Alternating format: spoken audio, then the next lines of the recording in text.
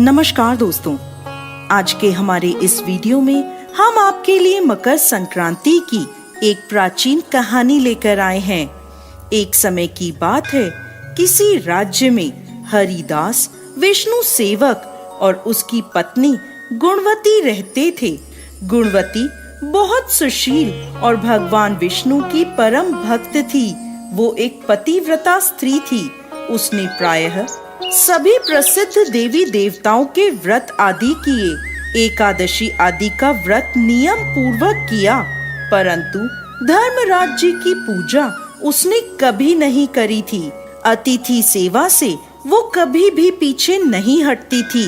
इस प्रकार सदाचार तथा धर्म परायण से वो अपना जीवन व्यतीत कर रही थी। एक समय गुणवती मृत्यु को प्राप्त हो गई। धर्म कर्म के प्रभाव से यमदूत उसे आदर पूर्वक पापियों को भय प्रदान करने वाले धर्मराज जी के लोक में ले गए, जहां उसने देखा कि उस लोक के 4 द्वार हैं। नगर के बीचों बीच धर्मराज जी का बहुत भव्य और सुंदर मंदिर है। जिस मंदिर में धर्मराज जी विराजमान हैं, उनके पास चित्रगुप्त जी भी विराजमान हैं, जो मृत व्यक्तियों के पापों का लेखा जोखा धर्मराज जी को सुनाते हैं। यमराज के दूत गुणवती को वहां ले गए। जैसे ही गुणवती ने धर्मराज जी को देखा, वो भयभीत होकर कांपने लगी और नीचे मुंह करके खड़ी हो गई। तब चित्रगुप्त जी ने धर्मराज जी को गुणवती के पाप और पुण्यों का लेखा जोखा सुनाया। धर्मराज जी गुणवती की भक्ति देखकर प्रसन्न हुए, परंतु वह कुछ उदास थे। उनकी उदासी गुणवती को दिखाई दी। उसने धर्मराज जी से निवेदन किया, प्रभु, मेरी समझ में ये नहीं आ रहा कि आप उदास क्यों हैं। कृपा करके मुझे इसका कारण बताएं। तब धर्मराज जी ने कहा, हे देवी, तुमने जब तप व्रत दान आदि कर सभी देवताओं को संतुष्ट किया है, परंतु मेरे नाम का तुमने कभी भी कोई भी दान पुण्य व्रत आदि नहीं किया। यह सुनकर गुणवती बोली, प्रभु, मेरा अपराध क्षमा करें। मैं आपकी उपासना की विधि नहीं जानती थी। आप कृपा करके मुझे इसका कोई उपाय बताएं, जिससे मनुष्यों को आपकी कृपा का पात्र बनने का अवसर प्राप्त हो।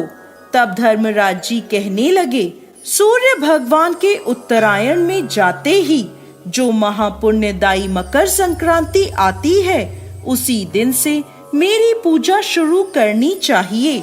इस प्रकार साल भर मेरी कथा सुनने से और मेरी पूजा आदि कर दान पुण्य देने से व्यक्ति सभी प्रकार के दुखों से मुक्त हो जाता है और फिर वह व्यक्ति मेरे पास सदा सुखी रहते हैं। यह सुनकर गुणवती ने धर्मराज जी से प्रार्थना करी, हे प्रभु, यदि ऐसी बात है तो मुझे इन यमदूतों से छुड़ाकर फिर से संसार में वापस भेज दीजिए, जिससे मैं आपकी कथा का प्रचार कर सकूं।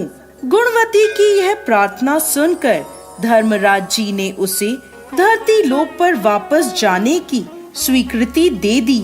उसी समय गुणवती के मृत शरीर में प्राण वापस आ गए। उसके पुत्र बोले, हमारी माता फिर से जीवित हो गई।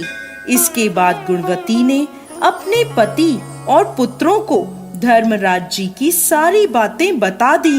गुणवती ने अपने पति और पुत्रों के साथ मकर संक्रांति के दिन से पूरे विधि विधान से धर्मराज जी की प्रतिदिन पूजा और कथा करना आरंभ कर दिया और साथ ही साथ दान पुण्य कर्म भी शुरू कर दिया। इस प्रकार गुणवती ने साल भर कथा सुनी और वह सभी सुखों को भोगने के बाद जब मृत्यु को प्राप्त हुई, तो स्वर्ग में देवताओं ने गुणवती का आदर सत्कार किया। हे धर्मराज जी, इस कथा को कहते, सुनते और हुंकारा भरते सब पर अपनी कृपा बनाए रखिएगा।